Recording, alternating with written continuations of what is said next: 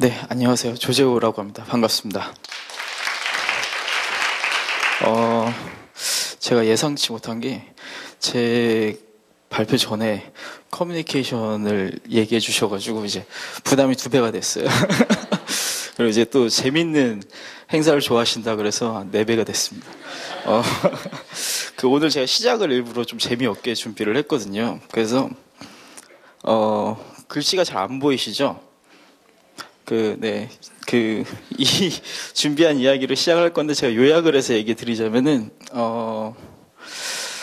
이게 여성학자이자 신학자인 현경이라는 분이 계세요. 이제 미국에서 주로 활동을 하고 계신데 한국에도 가끔 오십니다. 근데 그분이 이번에 낸 책 중에 내용 딸에게 보내는 편지, 조카 딸에게 이제 보내는 편지인데 거기서의 내용을 좀 요약해서 얘기 드리면은 질투하는 이유에 대해서 얘기를 하면서 세상에는 모든 사람들이 사이좋게 나눠 써도 될 만큼 자원, 자리, 권력 등이 풍부한 게 아니기 때문에 어떤 한 사람이 무엇을 가지거나 성취했다는 것은 바로 자기가 가질 것을 그 사람이 빼앗아갔다는 것으로 해석된다는 말이지 하면서 질투를 하는 이유를 세계관에 다가 이제 대입을 해요. 그러면서 가난한 세계관을 가진 사람들은 질투를 하기 때문에 이것을 좀 더 풍요로운 세계관으로 바꿔야 된다라는 이야기를 합니다. 이게 오늘 강의 전체의 이제 좀 전제 중에 하나이고, 두 번째 전제로는 이제 클린턴 글로벌 이니셔티브라는 이제 글로벌 포럼이 있어요. 거기서 빌 클린턴이 한 말 중에 이미 세상의 모든 문제들은 어디에선가 해결된 적이 있다. 다만 우리가 보지 못하는 것은 그 해결책이 복제되고 확장되는 것이다. 라는 이야기, 이 2가지 전제가 있는데, 에피소드를 제가 하나씩 얘기를 드릴게요.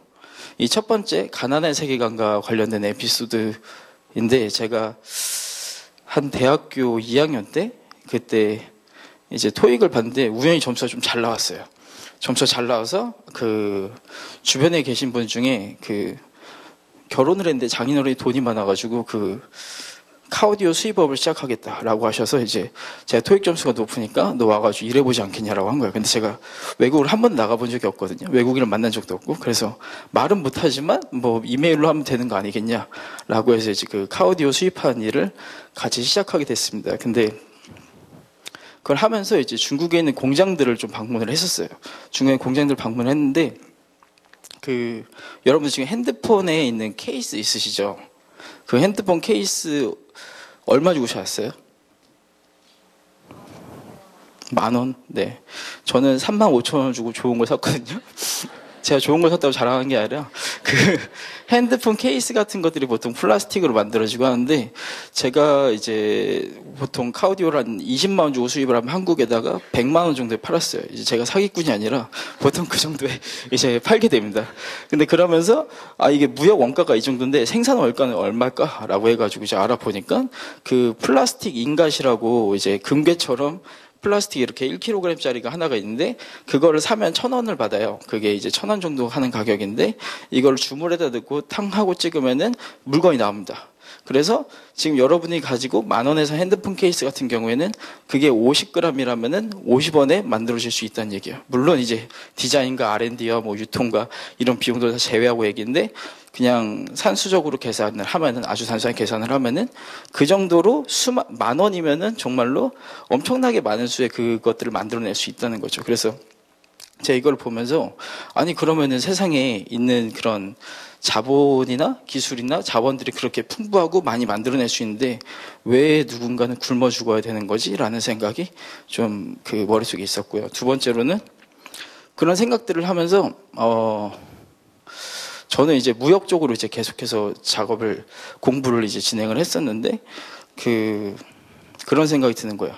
내가 이제 6배를 팔았거든요. 원가에 6배를 이제 파는 걸 계속해서 했었는데 하다 보니까 내가 무슨 가치를 만들어내는가라는 생각이 들었고, 여기서 이제 조금 더 사회 가치 있는 일을 하고 싶은데 거기서 이제 고민 중에 하나가 내가 잘하는 것과 그리고 내가 이제 세상을 위해 뭔가 하고 싶으면 연결될 수 있는 부분을 찾아야겠다고 생각해서 제가 찾은 부분이 이제 공정무역이라는 거였어요. 근데 그때 당시가 제가 2007년 정도에 그 개념을 처음 접했는데, 당시에 한국에서는 이제 공정무역에 대한 이야기가 한 3개월에서 4개월에 한 번씩 뉴스 기사에 뜰 정도로 이제 내용이 별로 없었어요. 그래서 그거를 보러 이제 영국에 갔더니 그 총리랑 뭐 등등등 해가지고 영국의 이제 사회혁신이라는 더 큰 흐름으로 이제 그 굉장히 많은 이야기들을 이제 뭐 진행을 하고 하는 것들을 이제 보고 와서 한국에서 이제 그러면은 이 사회혁신이라는 것이 하나의 흐름이니까 한국에다 이런 것들 알려야겠다. 그때 이제 한창 막 토익이랑 이런 것들이 더 취직이랑 이런 것들에 대한 게 더 심할 때였는데, 그런 것들에서 조금 다른 흐름도 있다는 걸 보여줘야겠다는 생각으로 이제 한국에 들어와서 베네핏이라는 거를 진행하기 시작했습니다. 저희 회사 로고인데요. 이번에 새로 나와가지고 갖고 와봤어요.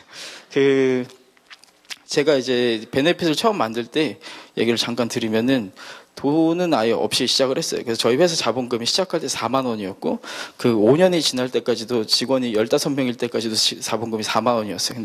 근데 이제 도와주시는 분들이 좀 많아가지고 같이 잡지들을 낼 수 있었고, 저희가 하는 일을 이제 간단하게 얘기 드리면은, 사회혁신이라는 거를 말하는 것, 그리고 그것들을 이제 그려내는 것, 그리고 그것들을 경험시키는 것, 이렇게 세 가지 측면에서 보통 이제 일들을 진행을 하고 있습니다. 그래서 이제 베네핏 매거진이라는 이름으로 사회혁신과 관련된 이야기들, 그러니까 뭐 국제개발이라든지 CSR이라든지 이런 되게 다양한 분야에서 일하는 것들을 이야기를 했었고, 이 잡지를 만들었는데 저 때가 2011년인가 그랬었어요. 그때 지금도 이제 사회적 경제나 사회혁신 하면 되게 낯서시잖아요. 근데 그때 저거 분야에 대한 전문지를 만드니까 이제 아무도 안 사겠죠? 그래가지고 서점에다가 이제 판매를 했었는데 많이 안 팔렸어요. 그래가지고 이제 원인이 어디 있나 보다가 이게 뭔가, 그때 제가 거의 25인가 6살이었으니까 사람들이 이게 전문가가 아니라서 그런가 보다. 그래서 우리나라에 있는 교수들이랑 해외에 있는 몇 개 기관들을 모아가지고 한 40개 정도 기관이랑 같이 임팩트 비즈니스 리뷰라는 이름으로 이제 잡지를 만들었어요. 이거를 읽고서 저희 구독자 중에 한 명이 제 친구예요. 그 친구가 하는 얘기가, 화장실에서 읽다가 변비에 걸렸다는 거예요. 너무 어려워서. 그래서 말씀하신 커뮤니케이션의 실패의 대표적인 사례겠죠. 그렇게 이제 진행을 해서 이제 외부로 약간 옮겨왔고, 저희는 이제 다른 사회적 기업가들의 인터뷰나 이런 것들을 전문적으로 좀 진행을 지금은 하고 있어요. 이런 식으로 이제 인터뷰를 하고 있는데, 지금까지 블로그에 방문객이 한 1200만 명 정도 되고, 그래서 아까 이제 와주셨다고 해서 감사드립니다. 근데 1200만 명에 4명 중 1명은 와 있어야 되는데 없더라고요, 보통 이런 데 오면은. 그래서 이제 이런 글들을 이제 갖고서 이야기를 하는 게, 저희는 보통 여러분들 뉴스 보면 이제 하루 종일 무슨 문제가 있는지를 계속 얘기해 주잖아요. 근데 생각해봐요. 여러분들이 집에 갔어요. 아니면 이 학교에 왔어. 학교에 왔는데 여러분들이 뭘 잘못했는지만 누가 계속 얘기를 해주는 거예요. 그럼 여러분들 기분이 어떨까요? 그런 거랑 비슷하게 문제는 계속 얘기하는데 해결책을 얘기하는 사람들은 거의 없더라고요.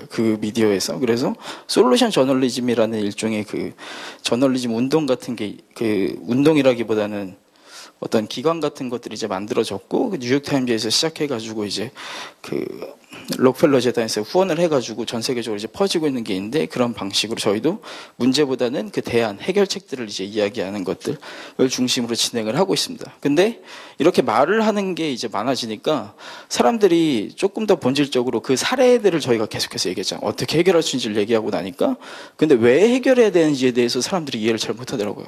그러니까 좀 추상적이고 가치적인 것들이 있잖아요. 예를 들면은 우리 공존해야 된다, 공감해야 된다, 이런 것들에 대해서 사람들이 이제 잘 느끼지 못해서 그런 것들을 좀 해결하려고 저희가 영상팀을 만들었어요. 영상팀에서는 이제 좀 그려내는 영상들을 이제 제작을 하는데, 처음에 이제 영상팀을 만들려면 이제 카메라를 사야 될 것 같잖아요. 근데 저희 카메라를 안 산 게, 사회적 기업들이나 이런 사회혁신 관련돼서 하시는 분들이랑 해보면은 찍을 게 없어요. 왜냐하면 다 그냥 회의하거나 컴퓨터 앞에 앉아있거나 하고 끝이거든요. 뭐 자동차 회사처럼 뭘 만들거나 이런 게 전혀 없기 때문에 찍을 게 없어서 그려야겠다라는 생각을 했었고, 이런 식의 그림을 하나를 이제 영상을 하나를 제작했었어요.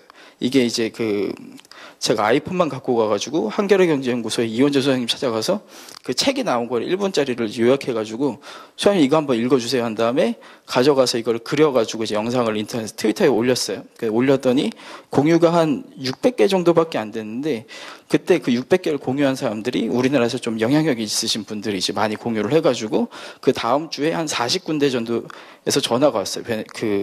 이런 영상을 우리도 만들고 싶다라고 해서 그 중에 이제 현대자동차나 뭐 네이버 같은 곳들이 이제 뭐 껴 있었고 나머지는 이제 좀 출판사들 그런 곳들이 있어서 이제 이때부터 저희 회사가 월급을 줄 수가 있었어요.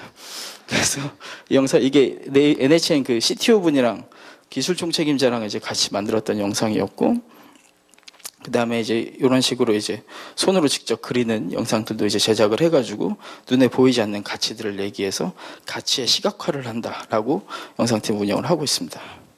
그리고 세 번째로는 이제 그 사회혁신을 경험하다라는 건데 이게 뭐 여태까지 잘 체감이 안 되실 거예요. 그래서 조금 체감이 될 수 있는 이야기들로 준비를 해봤는데 첫 번째 사례가 그 세상을 품은 아이들이라고 그 부천시 오정구에 본드 중독 청소년들이 좀 모여 있어요.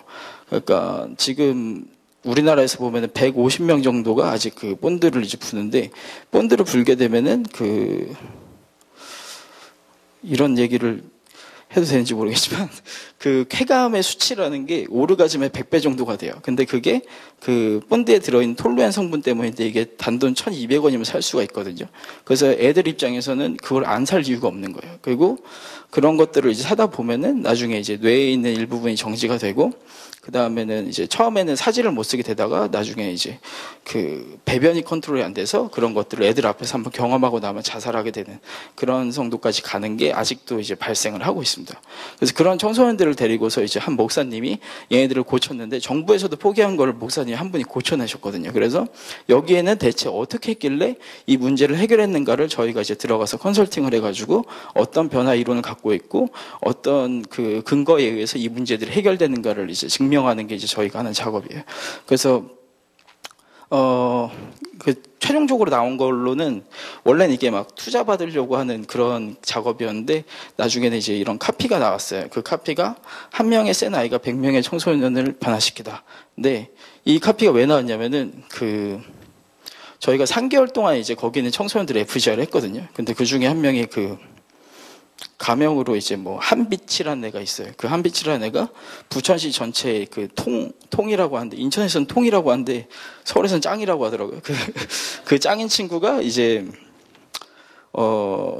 거기서 밴드에서 보컬을 하고 있었어요. 목사님이 이제 애들한테 음악을 가르쳐서 음악의 중독으로 본드 중독을 치료하자 뭐 이런 식의 것들을 하고 있었거든요. 근데 이 친구를 불러서 너가 갖고 있는 일진 네트워크를 한번 그려봐라 하니까 17명 정도가 이렇게 싹싹 그려졌어요. 그리고 그 일진이 갖고 있는 일진이 이제 같은 건물에 계속 있었거든요. 그래서 걔네들도 불러서 이진 네트워크를 또 한번 그려라 해서 그게 총 130명 정도의 네트워크고 그리고 안양 쪽이랑 인천 쪽이랑 서울시 강서구까지 이제 연결이 되는 네트워크로 이제 그려지는 거예요. 그래서 얘네들이 페이스북에 글을 하나 올리면은 그거에 따라서 영향을 받는 사람들이 이제 생기는데 예를 들면은 야 이번에 찜질방에서 핸드폰 훔치는 사업이 잘 된다. 하나 팔면 50만 원씩 준다. 뭐 이런 것들이 이제 트위터나 뭐 페이스북 애들 그때는 트위터를 안 했죠. 페이스북에 이제 올리면은 그거를 보고서 댓글이 100개 정도가 달리고 7명 정도가 그 사업에 동참을 해요.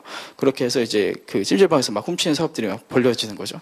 그런 것처럼 근데 반대로 이제 이 친구가 그 밴드에서 보컬로 뭐 노래라는 걸 보면은 그걸 배우러 오는 거예요. 그리고 빡빡이라는 친구가 하나 있었는데 얘는 제가 보고서 존댓말을 했어요. 왜냐면은 고등학교 1학년인데 무서워요. 그래서 존댓말 할 수밖에 없는데 이 친구는 꿈이 자기가 죽기 전에 사람 한번 칼로 찌르고 죽는 게 꿈이라고 얘기를 하던 친구였거든요. 근데 어느 날 이 친구가 가방을 맨 사진이 페이스북에 이제 딱 올라온 거예요. 거기에 댓글이 200개가 달렸어요. 네가 가방을 매다니 라는 그 사실에 충격을 받고 그래서 그 친구가 이제 근데 가방을 메고 자기가 이제 요리 배운다라는 얘기를 하니까 그때부터 이제 그 목사님한테 더 많은 아이들이 몰리는 그래서 이거를 이론적으로는 척도 없는 네트워크라고 스케일 프리 네트워크인데 그 노드들에 있는 핵심을 공략했을 때 그것들이 해결될 수 있고 이 아이들에게 뭐 예를 들면 한 명을 이제 치료하는데 뭐 500만 원을 드린다라는 것도 사실은 잘 정부에서 납득하기 힘든데, 만약에 이 친구한테 1억을 들여서 얘를 치료를 하게 되면은 그 주변에 있는 수십 명이 영향을 받는다라는 것들을 이제 그 투자에 대한 근거로 내세워 가지고 이런 것들을 그 당시 그쵸, 이름 얘기하면 안 돼. 모 회사의 이제 회장님한테 이제 뭐 가서 하다가 회장님이 이제 그 큰 집에 계실 때 거기로 막 그 제안서도 넣고 그랬었어요. 네, 그래서 그 큰 집에서 검토를 하시더라고요. 이런 얘기가 올라가면 안 됩니다. 자, 그래서 저희가 이런 식으로 사례를 이제 많이 검토를 하다 보니까 저희가 지금까지 다룬 사례가 1200개 정도 돼요. 그러니까 그 사례들이 이제 일정의 패턴을 갖춰가지고 보이더라고요. 그래서 모든 사회 문제 해결하는 게 이제 똑같은 패턴을 보이는 거예요. 그래서 문제 분석, 접근, 수단, 수익, 전략, 자원 측정이라는 조금 더 단순화시켜서 이거를 160장 정도의 카드로 만들었는데, 인공지능에서는 이걸 뭐 사례 기반 추론 기법이라고 얘기를 하더라고요. 그래서 그런 사례들을 바탕으로 패턴화를 시키고 그것들을 이제 누구든지 사용할 수 있게끔 카드로 만들었고, 이걸 통해서 지금까지 저희가 한 2,500명 정도 되는 분들에게 이제 교육을 진행을 하고 있고요. 네, 이게 베네핏 툴킷입니다. 그래서 저희 같은 경우는 교육 전공이 아니었기 때문에 일부러 뭐 콜롬비아 티처스 컬리지나 아니면 하버드 같은 곳에 가서 이게 유효한지에 대해서 막 검토도 받고 왔었고, 이후에는 그 UN 쪽이랑 같이 작업을 해가지고 UN 그 지속가능 발전 목표 툴킷을 이제 공동으로 개발을 하고, 지금 뭐 서울시에서는 평생교육진흥원 같은 곳이랑 이제 그 평생교육 들어보셔서 알겠지만 약간 문화센터 같잖아요. 근데 거기다가 이제 사회적 임팩트를 넣고 싶다 할 때 저희 같은 곳들이 이제 가서 같이 연구 개발하고 컨설팅을 하면서 작업을 진행합니다. 그렇게 이제 저 같은 경우에는 사실은 경영학과 출신이에요. 그러다 보니까 추상적이거나 좀 모호한 것들보다는 효율 뭐 이런 것들을 되게 중요시하던 사람이라서 사례들이 굉장히 중요하고 이런 것들을 구체화시켜서 보여주지 않으면 소용이 없다라고 생각하던 편이었는데, 저도 이제 좀 30대가 되면서 얼마 안 됐어요. 30대가 된지. 그래서 그렇게 느끼는 건가 그냥. 아무튼 그렇게 되면서 약간 추상적인 개념이나 철학적인 개념에 대해서 생각을 하게 되면서 이 베네핏 툴킷이라는 굉장히 수단적인 도구를 갖고서 한계가 있다고 생각을 했어요. 그래서 베러올드 스쿨이라는 이름으로 그냥 더 나은 세상을 위한 학교라는 개념으로 만들고, 여기서 가르치는 것 중에 제일 중요한 게 상상력 워크숍이 있어요. 점과 선과 면을 통해서 세계관을 창조해내는 상상력 워크숍을 하거든요. 처음 들어보시죠? 전 세계에 없더라고요. 그래서 그 전세계 없으니까 그 증명된 것도 아닌 거죠. 아무튼 그런 이제 워크숍을 진행을 하면서 아이들한테 더 나은 세상을 상상할 수 있는 것조차 지금 허용되지 않고 있거든요. 그래서 그런 것들에 대한 허용을 처음으로 이제 만들어주고, 그 다음에 이제 저희 베네핏 툴킷 같은 것들을 통해 가지고 그 아이디어들을, 그 상상을 현실로 만드는 힘들을 이제 길어주고 하는데, 한 명의 이야기를 하면서 끝낼게요. 이 친구 같은 경우에는 그 고등학교 때 저희 베네핏 툴킷 캠프에 한번 들어왔었다가 나중에 대학교에 들어와가지고 베러올드 스쿨로 다시 입학을 했어요. 베러올드 다시 입학을 해가지고 지금은 그 사회적 기업가 육성 사업이라는 거에 이제 들어가가지고 한 5천만 원 정도 예산을 받아가지고 이제 진행을 하고 있는데, 이런 식으로 베러올드 스쿨이나 뭐 이런 것들을 통해가지고 좀 한 2명 정도의 아이들, 그리고 뭐 팟캐스트를 운영하는 친구들 같은 분들이 좀 더 나은 세상을 만드는 그런 모든 문제는 해결 가능하다는 얘기를 같이 할 수 있는 커뮤니티 속으로 끌어들이고 있습니다. 네, 이상입니다.